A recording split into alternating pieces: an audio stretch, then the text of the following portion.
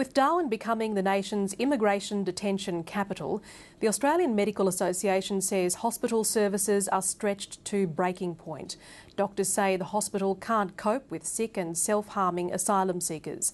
They say the hospital needs more resources, but most of all, asylum seekers need to be moved out of detention. Doctors say Royal Darwin Hospital is already struggling to treat the Northern Territory's disadvantaged Indigenous population, and it can't cope with up to 5 asylum seekers a day needing emergency treatment after self-harming or suffering from a detention-related stress illness. And they put a huge burden onto what's already a very, very busy and under-resourced emergency department. Some end up in the psychiatric ward.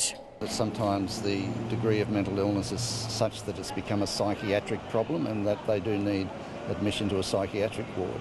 The federal government's been forced to provide 100 extra territory police to deal with detention centres. What about ambulances? What about the hospital services?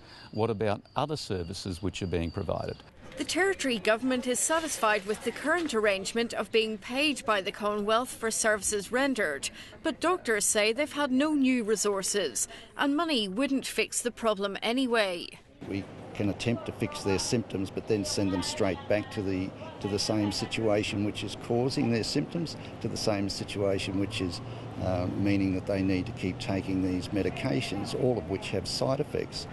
The federal government says detention centre staff are only giving drugs to detainees for legitimate clinical reasons, and it's working with the Territory Government and Royal Darwin Hospital to address emerging issues. We need to get these people out. Time limits on detention would be the best way forward. The federal government maintains it is working to get more asylum seekers out of detention on bridging visas and into the community. Jane Barton, ABC News, Darwin.